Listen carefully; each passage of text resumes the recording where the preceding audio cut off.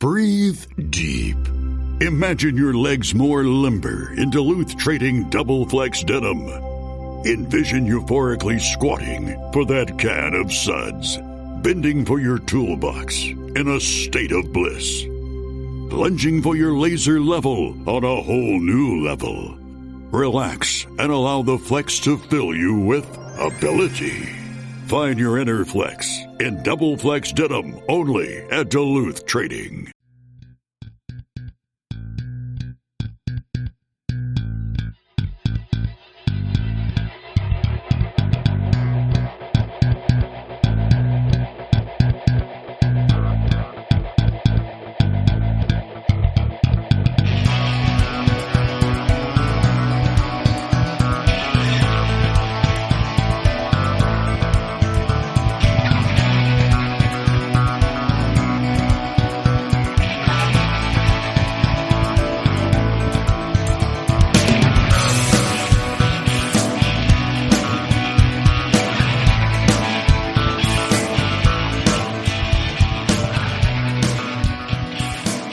Welcome back to the Boundary Corner podcast with my partner, Brian Siegler.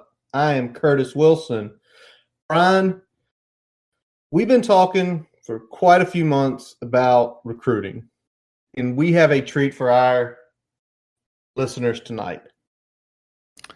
Ladies and gentlemen, we have Evan Watkins joining us from 24/7 Sports, VTScoop. VTScoop.com, currently offering first month for $1 and 30% off after that. So a great deal for a great site. Evan, how are you this evening? Oh, I can't complain. I can't complain at all. How you all doing? Doing good.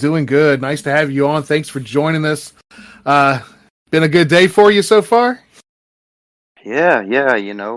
Got to, get up early, break a likely commitment coming, have it knocked out within, lunchtime, and then roll right into some time with the family. So yeah, it's been a really good day so far. Awesome, man. Awesome to hear that, man. And guys, we're going to cover a plethora of topics with Evans today, including the commitment a little earlier today. We're going to hit that a little later. But Brian, I want to start out, Evan, with this. Big news of this week was Hokie director of recruiting John Etsy stepped aside. While he was in Blacksburg, he took the recruiting staff from very small, especially by Power 5 standards, and now it's kind of growing significantly. And, it's getting bigger. We're seeing people getting added, even during the time of COVID. So, Evan, sort of having the connections to the program, knowing the people, what's going to be sort of the biggest, maybe the toughest part for the next guy to fill what John did and what John brought to the table? Yeah, John was a guy, he actually started when he was a college student. He actually started working at VTScoop before he was recruiting director at Virginia Tech. So, we've known him for a long time. He was actually at VTScoop before I was really that involved with it, and he took the opportunity from being a student at Virginia Tech to, graduating from Virginia Tech and getting to work in their recruiting department.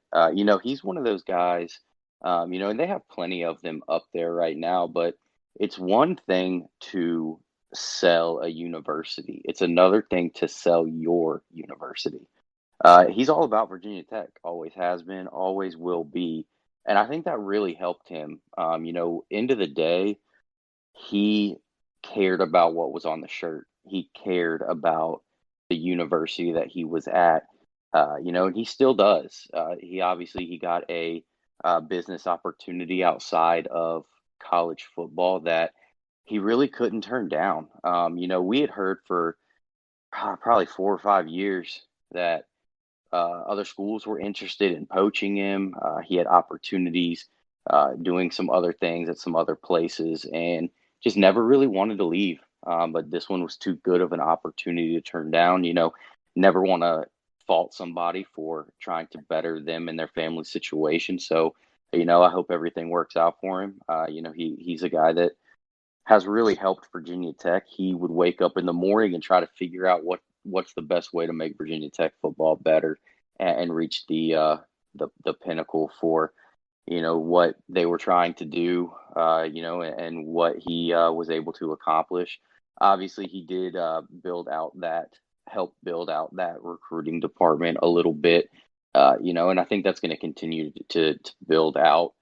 I think, when Justin Fuentes spoke a few weeks ago after signing day and said he really could see the future of college football branching off into two separate recruiting departments, a high school prep JUCO department and a transfer portal department. I think he was foreshadowing what he's expecting Virginia Tech to do. I think we're going to start to see some of that come to fruition. Now, obviously, it's not the easiest of times to hire people right now. Yeah. You got an athletic department that's told everybody to take a 10% pay cut. You have budget cuts and some deficits all over the place due to COVID. We don't know what's going to happen with COVID. We don't know, is this thing going to continue? Will the 2021 season be impacted? What's the financial impact of it? You have to add in as well, the carry on of the scholarships for another year. I mean, that's a big undertaking. Yeah. That's a lot of financial burden. So, I think the plan, I think Justin Fuente was foreshadowing the plan. I think John Yetzi helped lay out the blueprint for that. Will we see that overnight? No. Everybody talks about that there's some funding that's becoming available. There's some donors that have stepped up to the call. You have a big giving day drive that's going to kick off here in the near future for the university and for athletics, but money is not where it needs to be. It wasn't before COVID. It probably will take years to recover from COVID. So it's going to be a slower process, but I do fully believe from all the contacts I've talked to, from everything I've seen with my own eyes up in Blacksburg, I do think that Justin Fuente wants to build out that recruiting department. I think that's part of his goal, is to take a lot of the stress and the finding of the players, of the recruits, and the initial contact and the mundane parts of the recruiting process, and have those jobs staffed by a staff of qualified individuals that can do all of that. They can filter out the huddle film. They can, coordinate early, early development of the relationship. They can reach out to the kids on social media. They can gather phone numbers. They can gather coaching contacts and take some of that off of what a lot of Virginia Tech fans or us in the industry would say falls right now on the coaching staff. There's a decent group of recruiting staff up there in Blacksburg right now. I don't want to say that there's not, but when you compare, 5 to 6 guys with Clemson having 20 plus, with North Carolina having 20 plus, with Alabama having ungodly amounts of people that filter out recruiting information before it even touches the coaches' desks. Absolutely. You can see that it is clearly not an even playing field. And that's the biggest change that I think Justin Fuente and Virginia Tech need to make. Dump money into the recruiting department to take the stress off the coaches. Let some qualified, smart individuals that understand the recruiting process and understand the evaluation process get in there and be the filtration system. And I think that's only going to help grow Virginia Tech football, their recruiting, their on the field and off the field results. And that would be my first step. And I think we are, like I said, I think we're at a little bit of the precipice of seeing that. I think it is going to happen, but COVID and some other things that have thrown a wrench in outside of Justin Fuente and Whit Babcock's hands have kind of slowed things down just a bit. Sure. And I like how you itemize kind of what those aspects of the recruiting roles could be, because I feel like a lot of people don't necessarily understand those nuances and those small little things that taking that off the plate of someone else and giving that to a qualified person that knows what they're doing, that's what they do every day when they come into work, how much that could better the situation we have, and how that's pretty much the standard across most of these Power Five opponents that we're playing. So, yeah, I like that you were able to hit on that, because that I think is kind of a big piece of the puzzle that I don't think a lot of people talk about enough. Yeah, and when you look at recruiting, it's not a 9 to 5 job. Even college football coaching has an off season. There's an off period. There's a time when you can take a little bit of a break from the day to day. You can't do that with recruiting. With recruiting, it is 365 days a year. It is 24 hours a day. You have kids that, when you are recruiting a guy like DJ Harvey, now you're across the country. So now you're different time zones. When you're recruiting guys like Robert Wooten, like Alec Bryant, now you're in different time zones again in Texas, and you have to balance all of that. Now there are, obviously there are time periods where you cannot talk directly with recruits, or you can't talk to them face to face and things like that. And that's a bit of a break, but you still are talking with their coaches. You're still talking with their trainers. You're still, gathering information on recruits. And then you have to add in, let's say you're going to sign 25 players in a year. If you're not Stanford, if you're not Clemson, and maybe some of these other very selective schools, we're going to say that you're going to throw out 230 offers. Now, those 230 offers, you can say probably 50 of those to 75 of those, they're completely out of reach for you. These are guys that have no interest in Virginia Tech. These are guys that can't academically go there. These are guys that are blue chip players that is an uphill battle. So you can toss those out. But you're still looking, 150, 180 guys that you are recruiting for just that year. Then you multiply that by 4. That's how many kids you have to build relationships with on an average. That's how many coaches, that's how many parents.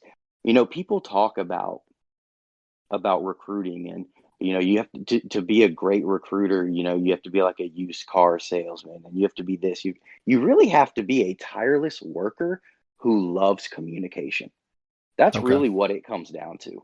If you're okay in that setting, if you're okay, we've talked about this before. Some people bring it up as, trying to pick up a girl at a bar. I don't necessarily agree with that analogy, because if you want to go and pick up a girl at a bar, that's your initial conversation. That's cool. We're talking about an engagement. You want to talk to this person. You want to get them to be engaged with you. You want to get them on campus and marry you and live with you for 4 to 5 years. And then you have to do that for 24 other kids. You have to get them to make the same deal with you every year. Like, it's one of those things, people put recruiting black and white, when really recruiting is probably the most fluid thing in the world. Add on top of it, you're dealing with 16 to 19-year-old children. They change their mind over what to eat. They change their mind over what to wear. They change their mind over, what they want to do after school. Talking to them about where you want to spend 4 years, 5 years is not the easiest thing in the world. Mm-hmm. And then you have to add in they might even commit to you, and that's great. Now you have to keep them committed, until they sign that national letter of intent. And even then, like we've seen in the past, like Zach Evans, you sign a national letter of intent and then you back out of it. Yeah. So really, recruiting's a marathon, and everybody wants it to be a sprint. I want it to be a sprint. It would make my job easier, but it's a marathon. You have to cultivate these relationships for years. And then, you get them on campus, you got to keep them happy, because if not, They'll hit the transfer portal. They might even badmouth you on the way out, and then you lose any shot at kids that they're friends with, any kids that are at their high school. You make their high school coaches mad. I mean, we had this long discussion on VTScoop, for the past couple of weeks with Daryl Taft leaving Virginia Tech to go to the NFL. I don't blame him at all. He's got the absolute 100% best personality for recruiting, but who wants that job? I mean, who wants their livelihood to depend on the decision making of 16 to 19-year-old kids that you may pour years and years into them, and then somebody else comes along with a better pitch, better school, better academics, better off the field life, and can steal them from you at the last minute. I mean, just think rationally about it. It is a tough profession, and it's not for everyone. I'll tell you that. But it's a going back to to Virginia Tech. If you take all those relationships you have to cultivate, and you say, hey, we're going to throw that on these 10 assistant coaches and Justin Fuente, they don't have time. Yeah. No college coach has time. That's why we have seen support staffs grow year in and year out. They're growing exponentially at every school. Even your schools like Old Dominion have them. Even your FCS schools, James Madison, is building out recruiting departments. Everyone needs recruiting departments. Virginia Tech has a recruiting department. Now they need to beef it up. They need to pour some money into it, take a lot of this pressure off of the 10 assistants and Justin Fuente, and hit the ground, hit the pavement hard, hit the pavement fast, and see, kind of see what shakes out when you cast that really wide net. Then you filter it out to your core board of recruits you want, and let the coaches go out and try to feast. Yeah, and I'm glad you brought up Tap, because I mean that's what we had talked about, the same thing, and really kind of reiterated what you said, is that it's a guy going to a similar type role with an NFL organization, wants to win a title, and he doesn't have to recruit. I mean, that's a big part of what he's been doing day to day in the last year plus. That now it's not even on his plate anymore. So, and let me go ahead and piggyback off that. So with Daryl Tapp leaving, we got J.C. Price now coming in, and on top of replacing him as the co-defensive line coach, he's also taking on the defensive recruiting coordinator position, with Adam Lechtenberg taking over that as on the offensive side, getting a promotion there. What do you think are some advantages on the recruiting trail with this type of role for these two coaches relative to what the Hokies are trying to do with building that recruiting department up as well? So typically, pre-COVID, you would have your recruiting coordinators, your on the field coaches. One or two would be designated as your recruiting coordinator, and that helps them on the road. It doesn't necessarily help them when they're back in the offices in the war room building out the board and doing all of that. That helps them on the road, coordinating a lot of the stuff. But when you talk about like a recruiting director, recruiting coordinator, essentially right now under COVID rules, they're kind of the same thing, because support staff is allowed to contact recruits, over the phone, on social media, things like that. And coaches aren't allowed to go out on the road. So there's not really that big of a difference. And to me, nothing really is going to change. Adam Lechtenberg behind the scenes has been a phenomenal hire, in my opinion, when it comes to recruiting.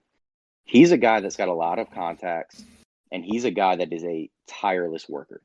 I mean, whenever I talk to, some contacts of mine, or I talk to high school coaches, or I even talk to, some of the contacts I have at the JUCO level, they all talk about how Lechtenberg is a guy. He may not win every recruit, but he is not going to be outworked. So, and I want to make sure that people understand that that's not me saying he's going to go out and land every person on his board.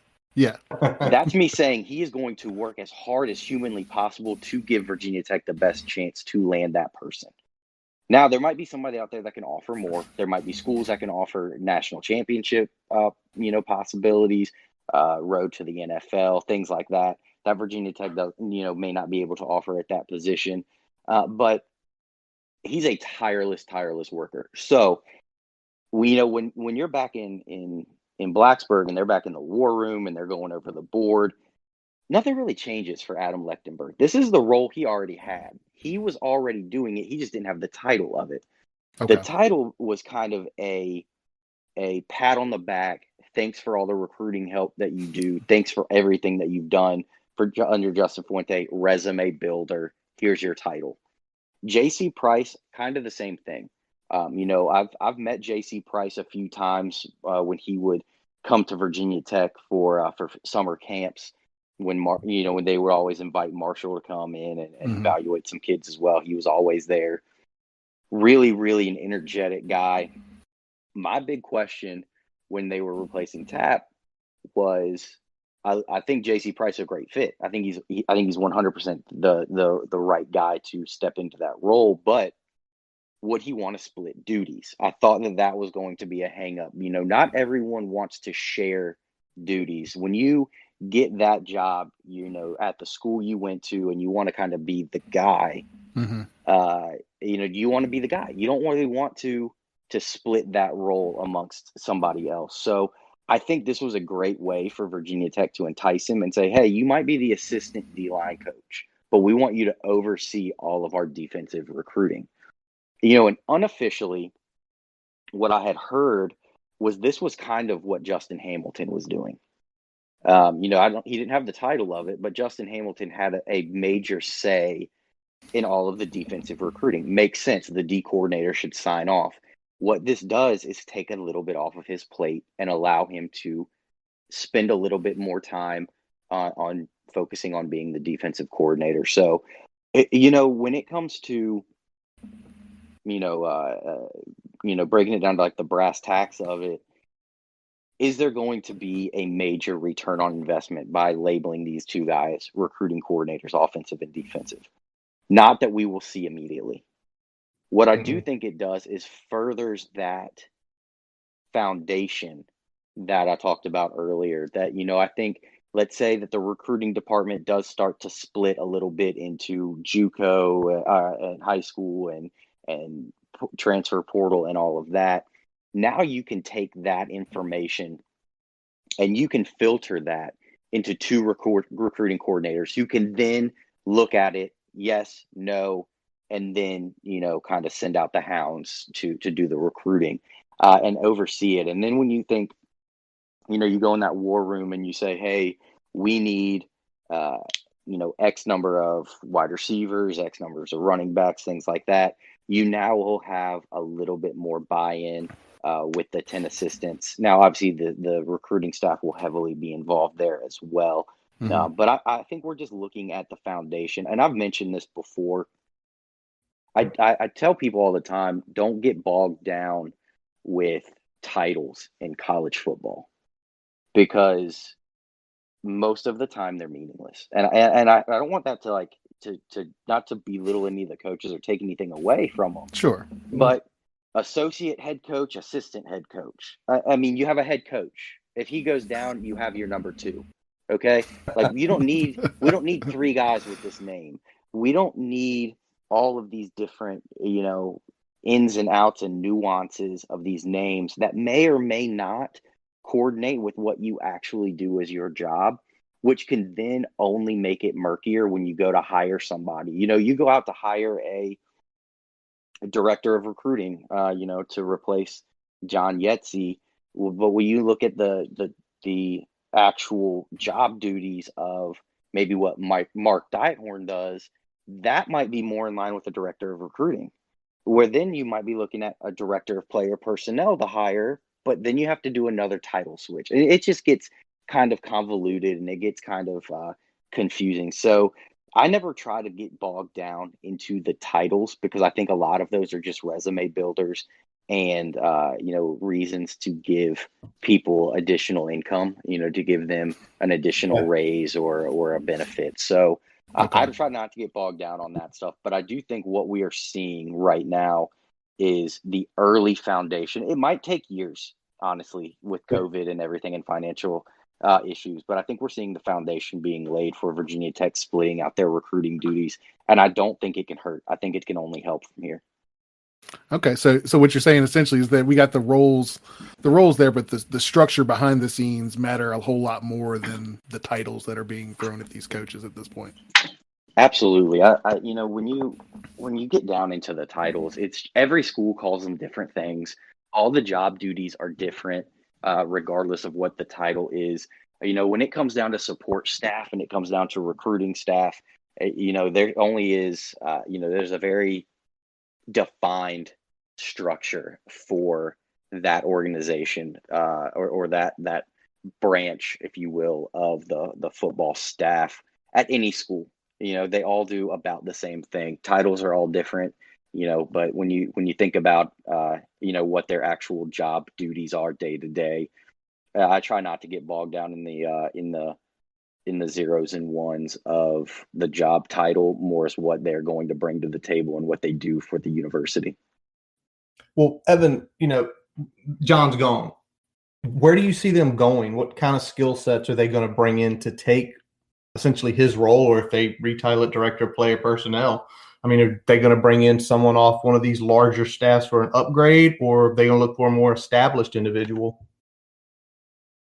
I'm not sure which direction they're going to go in yet. I do know, or I've heard that they've been doing several rounds of interviews with some different positions in the recruiting staff, because it's not just his position that's open. There are some others as well. So, when you look at what Virginia Tech has brought in on their off the field roles, for their support staff, they brought in, Jerron Gouveia-Winslow. You bring in Corey Fuller. You already have Pearson Prelude off the field as well. It seems to me when they brought in Mark Dihorn. Obviously he went to Virginia Tech as well. You have a lot of Virginia Tech alumni there, and I think, like I mentioned earlier, it's a difference in selling a university and selling your university. I think they have to look for somebody that has ties to Virginia Tech. Now, that could be somebody at another school. Obviously, it could be somebody that maybe comes up through the grad assistant program that's been at Virginia Tech a few years and they want to promote. But I think it's going to be somebody. I think it needs to be people with ties to Blacksburg and to Virginia Tech. I think that there is something special about Blacksburg, but I think that there's something that makes it there's something skewed about it for some people. Some people don't like it. Some people love it.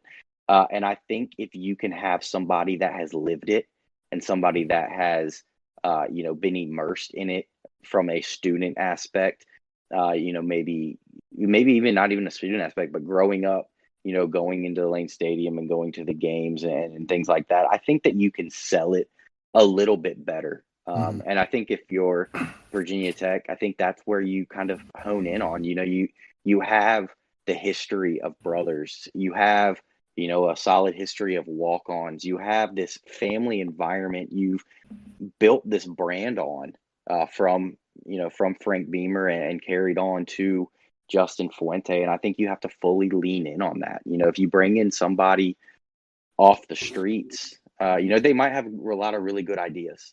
You might bring in somebody from Alabama and they've got great ideas on how to do this, but financially it may not be possible, or within the constraints of Blacksburg, it may not be possible, or within the AD structure, it may not be possible. So I think finding somebody that understands, Southwest Virginia, understands the state of Virginia, the importance of recruiting this state, has connections, throughout the state, not just the hotbeds, but be able to cultivate relationships throughout the state.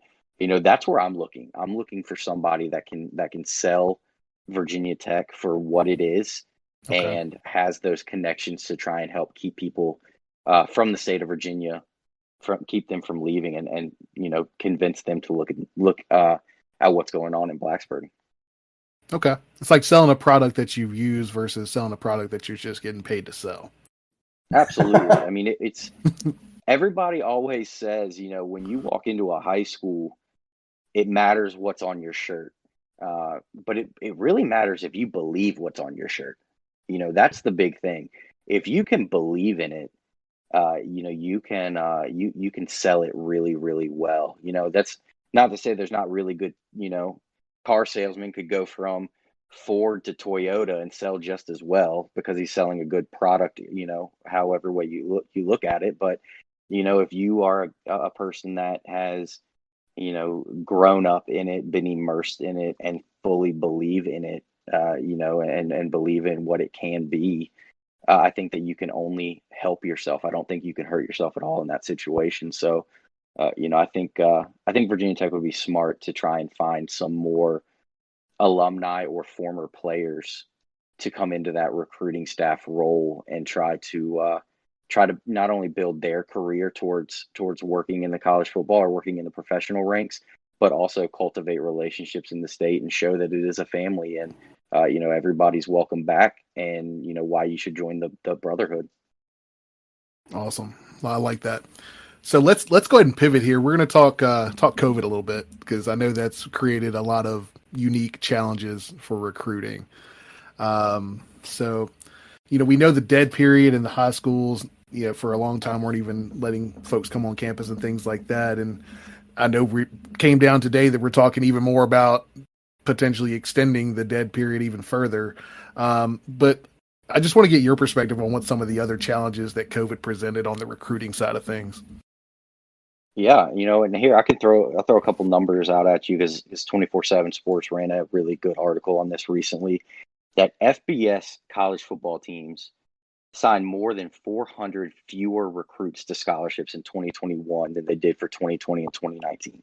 Holy cow. So that is fairly eye-opening, I would say.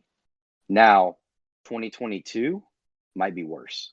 And that's where things can start to get a little scary. But we'll start with 2021. So when you're in 2021, when you're trying to recruit 2021 and COVID hits, if you were not one of the top, we'll estimate, we'll round to 400. If you are not one of the top 400 players in the country, your rankings may not matter kind of at all, to be honest, because the big ranking periods for you outside that top 400 would be junior film eval, spring workouts, summer camps, senior season. Now you look at players in the state of Virginia. They had their junior season. They had no spring football, no spring workouts at all. You have no summer camps at all. You have no senior season before signing day. 3 out of the 4 ranking opportunities you had are gone. Now, that also means 3 out of the 4 major scholarship opportunities you had are now gone as well. So you not only could be somebody that falls through the cracks, you are also somebody that even if a school takes a chance on you, that school is taking a major risk by offering you a scholarship if you haven't played football in a year. They haven't seen you. They haven't seen you on campus to see, are you really 6'4" or are you 6'1"? Are you really 220 pounds? Are you really 180 pounds? They can't get you at a camp to say you ran a 4.4 and we clocked you at a 4.9. So you're taking a major risk by offering those scholarships. Now, on top of that, what you have to balance out, and a lot of college coaches did balance this out, is do we take that risk on a borderline recruit? We're not talking the 5-star. We're talking the mid 3-star guy that may or may not pan out. Or do we hit the transfer portal? Because the transfer portal has, a lot of talent in it of guys who have verified heights and weights, have verified game game film for most of them, or at least college practice film. And these are guys that won't tie up a scholarship for 5 years if they don't pan out. These are guys that you could tie up a scholarship for 1, 2, 3 years. And then when all of this maybe starts to normalize, then you go back and you backfill that position. You back recruit that number. So, when you look at it throughout that way, if you are not a top of the board guy for most schools, you ran the risk of not having an opportunity to play at the level you wanted to play at. You may have to drop down a level, or you maybe didn't get a chance to sign with anybody yet, because even when you think of dropping down a level, some of those schools, Texas State is a great example. I know they're not regional to us, but they're a great example that they looked at this year and said, they kind of just said, screw it. Zero. We can't. They took no We recruits. took zero. They took zero high school kids and only recruited the transfer portal. But you know what that does also for them, that some people may not even think of when they hear that, they think that's ridiculous. But what they did is they just postponed a year, because what we're looking at now, looking at that with 2021, COVID aside, let's say COVID ends today and life goes back to normal and the dead period ends and everything's good.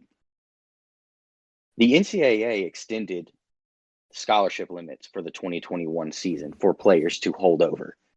Seniors can get a chance to play again, down to freshmen getting their freshman year back. Okay, that's great. So we extend that out. Theoretically, you could have 25 scholarship seniors. Most people don't. You theoretically could. Yeah. That gives you 110 scholarships theoretically for this year. But after this year, you have to be at 85 scholarships starting next year. How do you get there?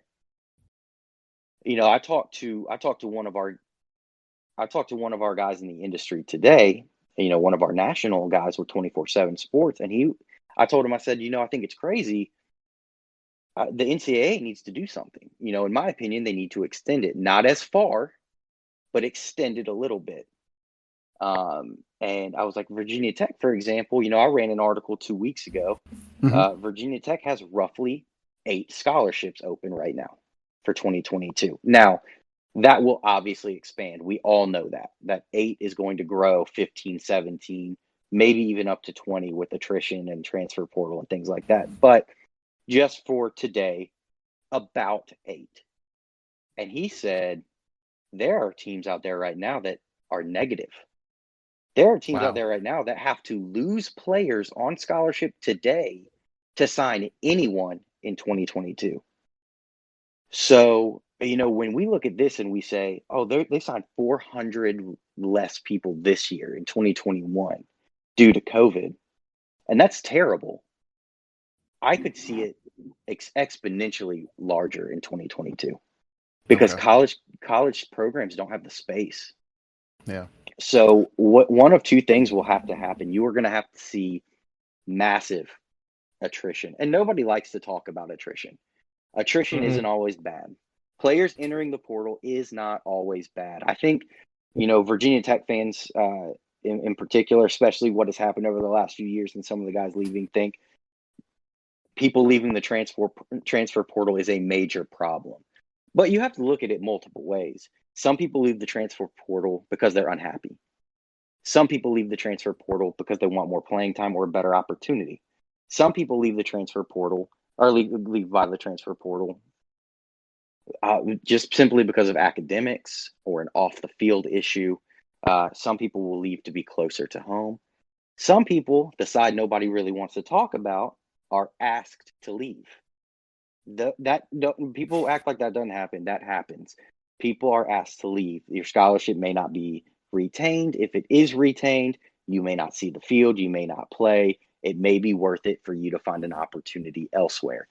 And a lot of that happens everywhere. Now you're going to add in on top of that, moving forward, the scholarship number crunch that every school is dealing with.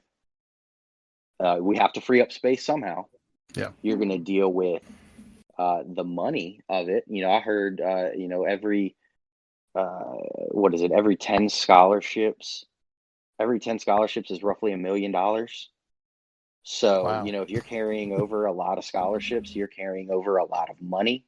So some schools are saying, hey, we know the NCAA said you can carry over and go over 85 this year, but we can't afford it.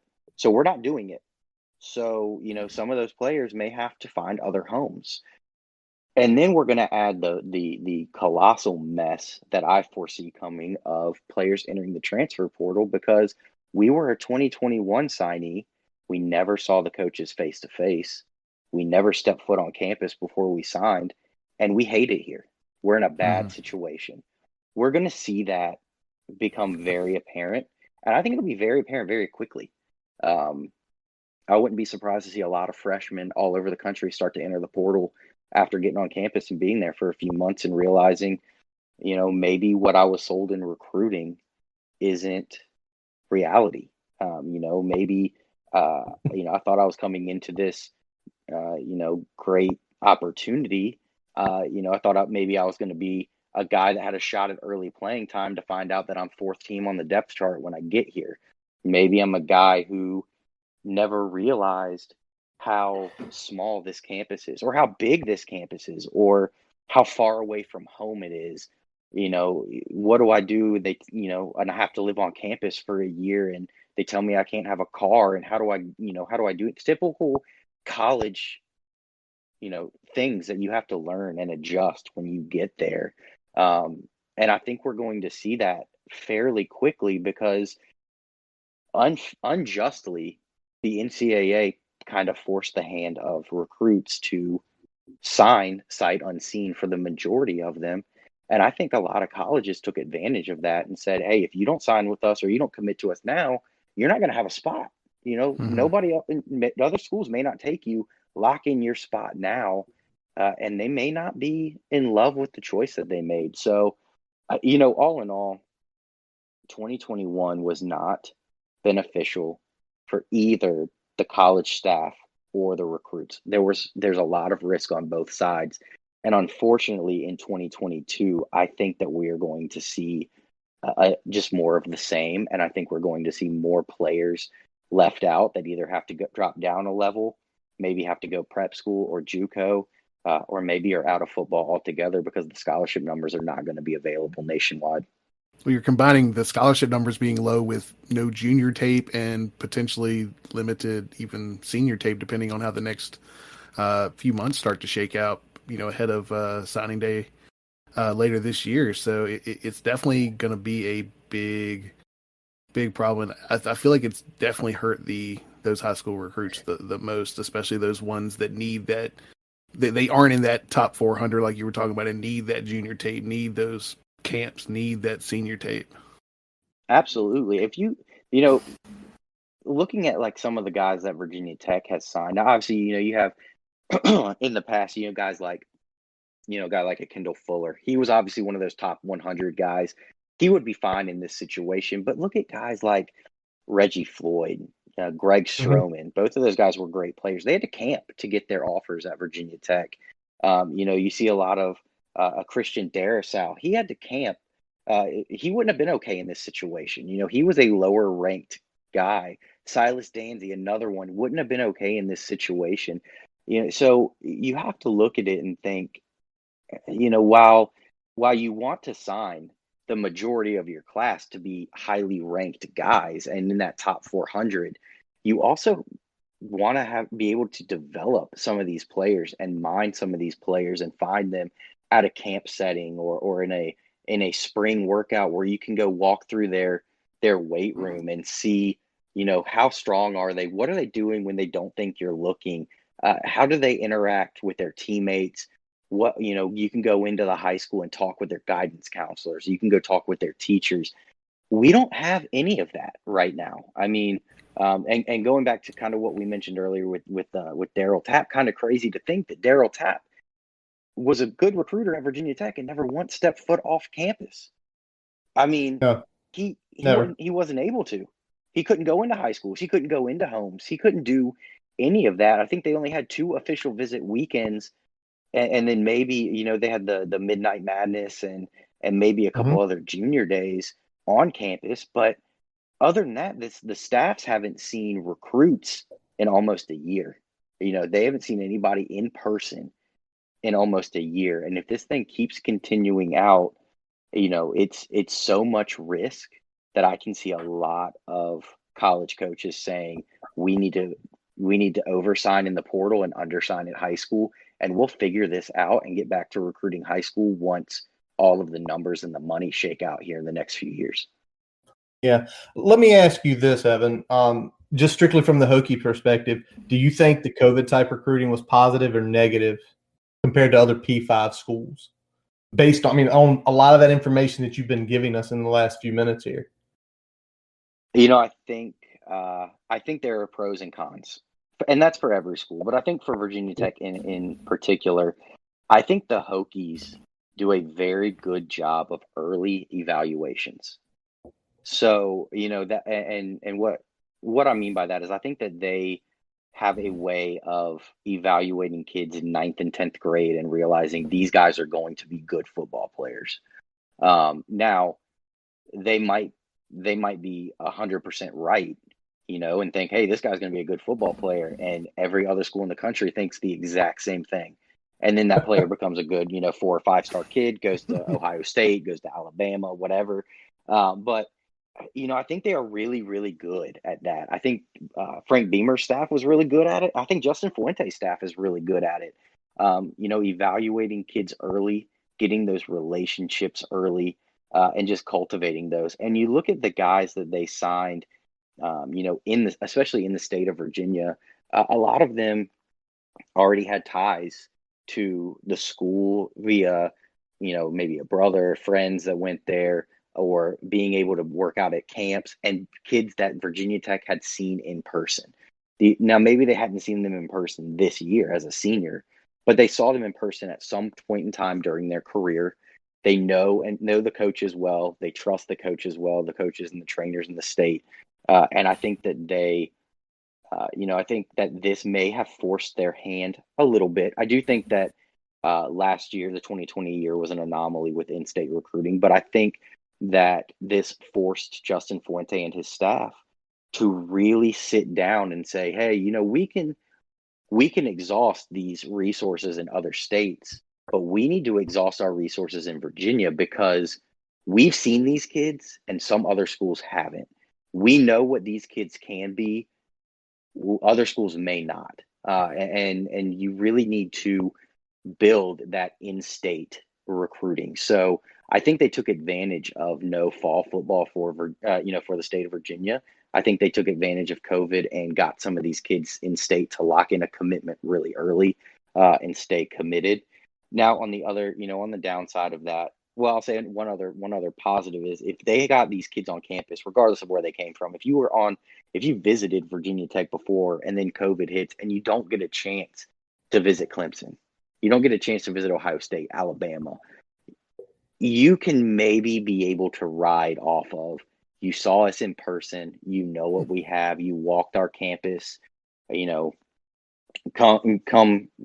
be a Hokie, as opposed to what you've seen virtually elsewhere. Another thing that I think Virginia Tech and every school did, I think we'll see moving forward, is this fully forced adaptation of technology.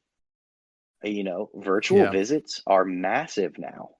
And I think they only make sense. You know how many times we have, written stories about players that are planning to visit for a junior day, or are planning to visit for a summer visit, or a fall game, and their ride falls through. Something happens in the last minute and they can't make it to campus. Those excuses can start getting smaller and smaller now, because you can say, hey, you didn't get to make it up on Saturday. Here's a virtual visit. We're going to do one-on-one for you and your family. You never even have to leave your house. Just give me an hour of your time. It's going to open that door up to some more things, and showing off some more aspects, and you can control it a little bit more that way as well.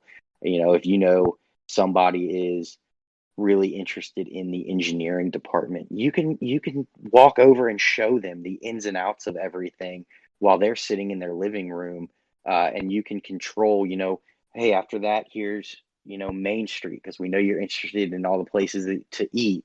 And here's, we'll walk you back into the facilities and show them, the new upgrades that have been made and the construction that's going on. You can control that a little bit more. When you get, when you get a kid on campus, they come in, they take their tour, they leave, they can kind of do what they want, see what they want, and all of that. If it's virtual, you basically have the full control of the narrative there. And I think, every school is adapting to that well. I think Virginia Tech did adapt to the virtual environment well over the last year. Now, obviously, the cons are you can't get kids on campus. Yeah. For Virginia Tech, I think Frank Beamer's big thing was always get them on campus and you give yourself a shot. And I think that's still true. I think, like I said earlier, I think that there is something about Blacksburg and there's something about Virginia Tech. I've been to a lot of campuses covering football games, and I think Virginia Tech ranks up there with some of the nicest I've been to. And I think if you can get there and you can see everything, I do think that it's one of those schools that kind of sticks out in your mind, and kids will remember it. So I think that hurts. Obviously, not being able to get recruits into Lane Stadium, walk through the tunnel, hear Inner Sandman, feel the stadium shake. I think that hurts Virginia Tech a little bit. And, obviously not being able to have your coaches face to face with anybody. We've talked about it, guys like Justin Hamilton, he's got a really, positive personality. Ryan Smith has the same. Adam Lechtenberg, cutting that same mold. And these guys are doing all they can over the phone, and over Skype and over FaceTime. But as well as I do, it's not the same. If you're not sitting face to face with somebody, it's not the same. Nope. So I think these are guys that you want to get out and get them on the road and get them in front of recruits as soon as possible. So I think that did hurt. Now, I think the playing field was fairly even for everyone, regardless. Some people got a little bit of spring football, some people didn't. Some high schools got to play in the fall, some states played in the fall, some people didn't. Coaches weren't allowed to get out on the road, so that was kind of a difference. And you don't have senior football film to review before signing day, so that's obviously a con. But in the whole scheme of things, I think this threw a wrench at every school in the country. I think Virginia Tech adapted well. I think they shifted their focus well to the state of Virginia, guys they thought they could get to help build a foundation in the state, and then utilize their contacts outside of the state to sign some good football players. And like I mentioned earlier, if you're outside that top 400 guys going into going into your senior year, with as many kids didn't get to play their senior year, with 0 summer camps, I take a lot of that and throw it out the window. If you're a 5-star, you're a 5-star. We all can see it. Yeah. But if you're a mid 3-star and a high 3-star, what's the difference? If you're a low 4-star, if you're an 87 and a 90, the difference between a 3-star and a 4-star, there's really not that much difference when you add in the fact that there was no camps, no spring workouts, and possibly no fall.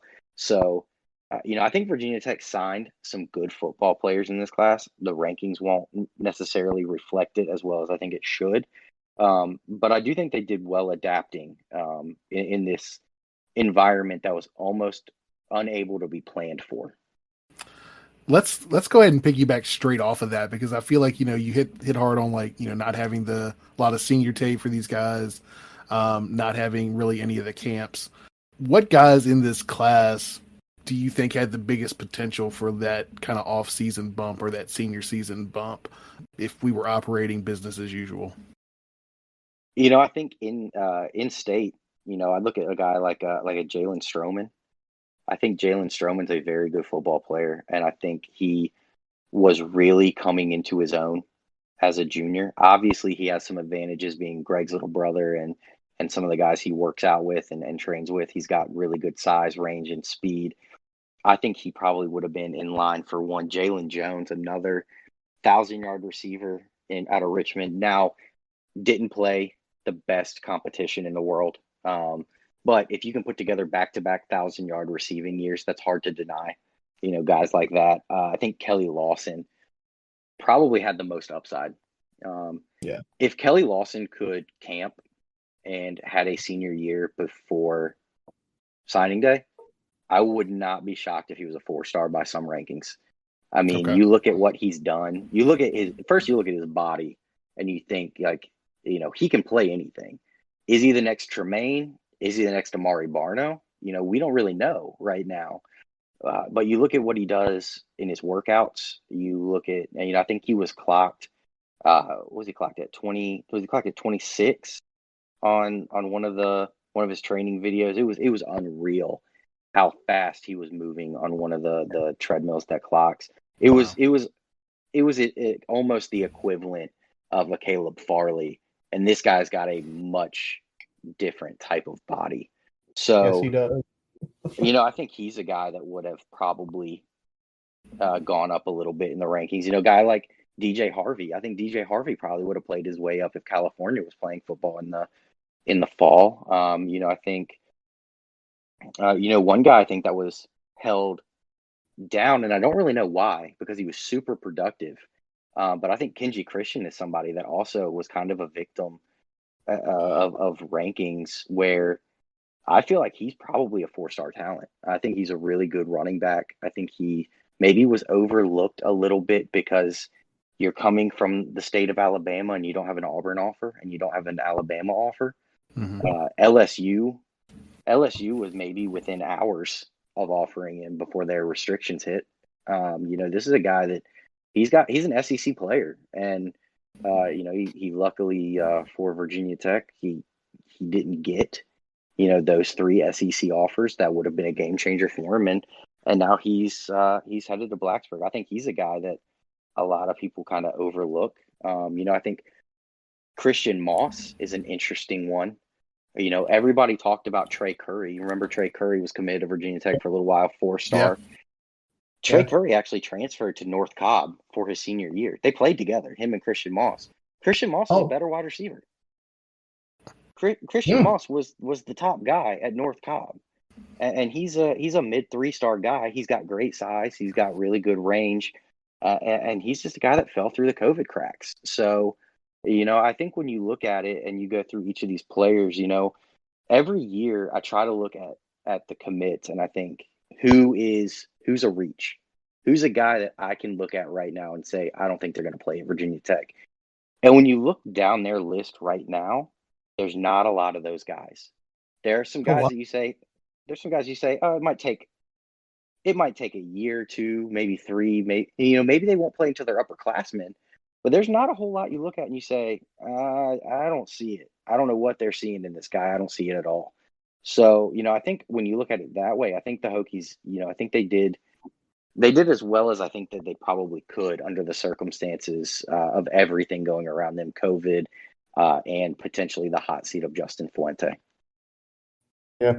I mean, you mentioned it right there, and something me and Brian had said probably back in the fall was there were certain guys that were not going to get the bump because they weren't going to get any extra exposure, and it sucked. But I got to be a realist as a Hokie fan here. We did get some really good players, but we had some misses. Who do you think were the 1 or 2 biggest misses, not only from a recruiting's perspective, in-state or out-of-state, but just in general? If they had gotten this guy, it would have been kind of that crown jewel in the class. Oh, I mean, it has to be Demetrius Davis. I mean, hands down. There's nothing else. He was the guy, and it's sad. I mean, he was locked in, right? Like he was dead set on Virginia Tech, and then when COVID happened, and Auburn used it as an opportunity to get in there and end up flipping them. I mean, you could feel, covering Virginia Tech's class, you could feel everything shift that day. Everyone started to be a little iffy in their commitments, and you could see that things were changing. Now, I think Virginia Tech did a good job going out and securing a quarterback very quickly after and trying to rebuild the class. But had they signed Davis, I think he would have been the quarterback of the future. And I think that he would have brought a lot of his friends from Texas with him. And there's a lot to be said when you sign a highly ranked quarterback, or when you have a highly ranked quarterback committed. It opens eyes to players across the country that may want to play may want to play for you because they want to play with that guy. So he has to be the biggest miss of the year for Virginia Tech when they lost him to Auburn. Yeah, that one definitely was a big hit. It felt like the wind was out of the sails a little bit there for the cycle. I think the Hokies did a pretty decent job of recovering, but losing that high profile player, you didn't get that forward momentum for the rest of the cycle that you probably would have gotten if he'd have stayed in the boat. I want to ask you this though. Of the guys in the 21 cycle, I know you hit on it just a little bit earlier, but I just want to get a little bit more in depth here. Any immediate impact guys in this 21 class, or are most of these guys going to need a year or two to kind of marinate before they're ready to make a big impact? Yeah, I think there's a few that can play early. Obviously, I mentioned DJ Harvey earlier. I think he's probably an easy one to look at and say he can probably work his way into the rotation somewhere. Will he be a starting corner? Probably not. But could he be a second team corner? Could he be a punt returner? Guy like that. I think that he has an opportunity to get on the field next year. One that I look at that maybe was a little overlooked in the recruiting process, Dwayne Lofton. I'm a big fan of Dwayne Lofton, and I think he is what Virginia Tech could use right away in the slot, especially if they want to continue Tavion Robinson playing outside. Raheem Blackshear can play in the slot as well, but I think Dwayne Lofton's one of those guys from down in Texas that has big play potential written all over him. I think he's a really, really talented football player. I tell you, I've heard a lot of positives about Isaiah Tude out of Virginia Beach. Obviously, I think he's probably a year away. He's got to put on some weight to play linebacker at the P5 level, but tireless worker, great frame, high football IQ. I think he's a guy that can definitely play fairly early in his career. And I'm a big fan of the DNs that Virginia Tech signed. I think Matthias Carroll and Cole Nelson are going to be big time players for the Hokies in the future. I'm not sure they'll get a whole lot of reps year one. I think that they could be in that maybe a similar situation like a Robert Wooten. They get some reps here and there, but maybe not a whole lot of them. Maybe they stay under that 4-game rule for the redshirt year. But I do think that in the future, I think those are two big time players that Virginia Tech got on the D line. And since we're talking about some of the guys that are coming in, let's pivot a little bit to 22 here. Gained a commitment with Devin Farrell today out of Atlanta. What type of player are we getting with him? I know it's still kind of early, and this one kind of came a little bit under the radar in terms of the announcement. He's a little bit play style like Demetrius Davis. He's not the biggest guy in the world, between 6 foot, 6'1", but he's really, really slippery. He's got a good arm. I won't say he's got a great arm. He's got a good arm. He can make most of the throws. One thing I really like about him is when something breaks down, when he has to run, he keeps his eyes up. He looks down the field for a play downfield first as he's running. Now he'll tuck it and he'll go. I mean, he's a guy that's got some shiftiness and he's got some speed, but he wants to make a play with his arm. And I think that's a really positive trait for him. He's also a dual sport guy. He got 2 basketball scholarships, and he is the starting point guard on the number 1 team in the state. In the basketball team, I think they were number 10 nationally last year, and he was a starting point guard. So he's really, really versatile, and he's just a really good athlete. I talked with his coaching staff throughout the morning this morning, and the biggest takeaways that I got from them is he's kind of a film junkie. He's a guy that wants to get better and wants to improve, and he's not one of those guys that's going to say, "Hey, I'm not going to stay late and break down this film," or "I'm not going to go get those extra reps." He's a guy that's going to be first one in the building, last one out, last one off the field, and just a guy that the team can kind of rally around. So I think it was a really good opening commitment for the Hokies. Doesn't hurt that Virginia Tech has offered two of his offensive linemen as well. So maybe they can maybe they can try to do a package deal there. But he plays good competition down there, and he's put up some numbers. Yeah, you look at is he going to be a 6'4", 240-pound quarterback? Probably not. But he doesn't have to be. If he's 6'1", 220, I think he can be just fine. I think he can run the offense well. He looks like he can run the RPO well. He seems like he's a quick decision maker, and he's above all else, he's just a really, really good athlete. So I think Virginia Tech did well here. Now, can they keep him if SEC schools start calling for him? I don't know, but for day one of his commitment, he's locked in, really solid. I'm hearing a lot of good things about him. And I think he's fired up to be a Hokie, and the Virginia Tech staff is really excited to have him. It's good to hear. I also like what you talk about. He said he was all-state point guard. Anytime I think about a point guard in basketball, it's an immediate leader, understanding distribution, understanding getting people in the right spots. So maybe that athlete can go off the end. He can strictly be a quarterback. But, Evan, I also want to ask for this cycle, give us a couple names. Give us a couple key targets that to make this seemingly a successful class the Hokies need to land. Yeah, I think Virginia Tech needs to focus completely in the state of Virginia first. There's a lot of talent in the state of Virginia right now. You can look at guys like, obviously there's Gunnar Givens out of Lord Botetourt, one of the top tackles in the country. Virginia Tech is definitely in the mix for him. You got guys like George Pettaway, Ramon Brown in the state of Virginia. I think those guys are both at least speaking with Virginia Tech and have some sort of interest in them.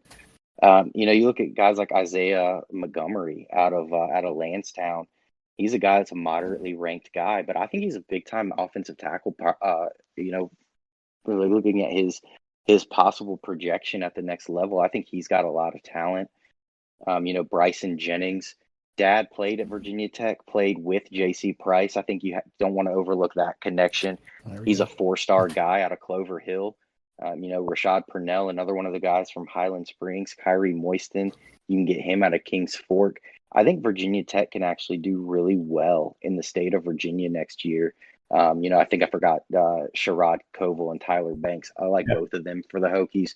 They both have ties, both seem to really like the Virginia Tech defense, and both are really, really talented football players. So, I think Virginia Tech really should take the 2021 foundation that they set in the state of Virginia and try to build upon that and really try to take advantage of an up year in talent in 2021 and try to rebuild that roster with Virginia guys. Virginia Tech has always been at their best when the roster is littered with those guys that are homegrown. So I think they should continue to try and mine this in-state talent.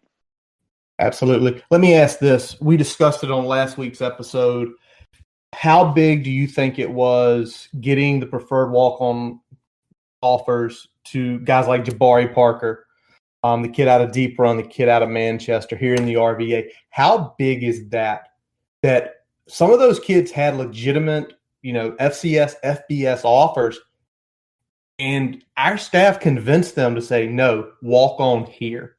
How big is that at building the inroads in state? I think first and foremost that a lot of those guys are going to be guys that I could see earning scholarships in the future. I think those are good football players. But additionally, those guys are guys from within the state of Virginia that you need to have building connections. You can get a walk-on from Highland Springs that cannot hurt you. That can only help you. A lot of recruiting that's not done by the coaching staff is done by the players, is done by the recruits.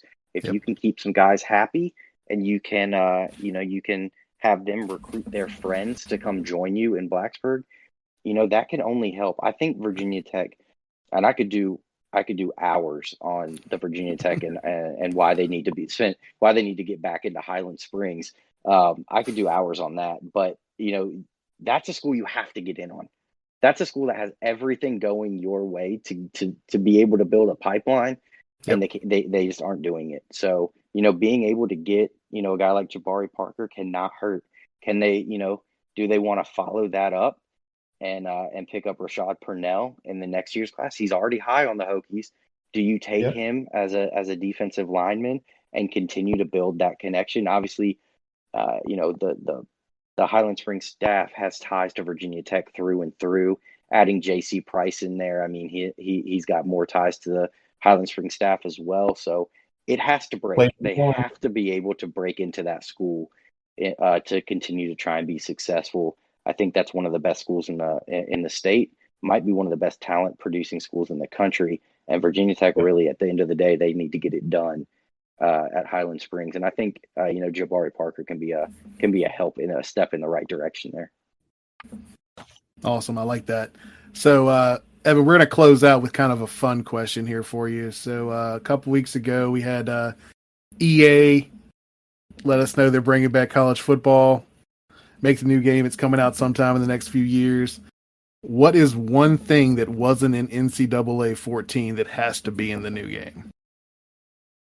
Ooh, I don't even know it was in NCAA 14 because I didn't even have it then. I know back when I was like in high school and playing it, you could have like your dynasty mode and you could do your recruiting and things like that. I'm gonna say they need to put the transfer portal in. Okay. You got to have a way to open up some scholarships. And I mean, I might be cutthroat there. If you're my third string punter, you're gone. I'm trying to find somebody else. So, if I can be ruthless and be cutthroat through the transfer portal, I'm all in. So yeah, let's throw the transfer portal in there. Evan wants an option where you have 3 ways to kick a guy off your team. I'm cutting you because you're not a good player. You had a DUI charge or something like that. Or your grades bad, putting you in the portal. Yeah, no matter what, I want it to be a single point of failure where I can go in and say, you know what, I'm done. Yeah, I'm done with you. You're out. That's awesome. That is awesome. Well, Evan, we really appreciate you joining us here today and, going through all these things and talking about it. We follow you on Twitter. And again, we really appreciate you joining us. And that's going to wrap up this episode of the Boundary Corner podcast. I'm Curtis Wilson. I'm Brian Siegler. Follow us on Twitter, Facebook, and subscribe to the podcast on your favorite source, including Spotify, Amazon, and Apple Podcasts. As always, we let our buddy Jason Long play us out. Catch him on Spotify and Apple Music. We thank you for listening. And as always, let's go Hokies!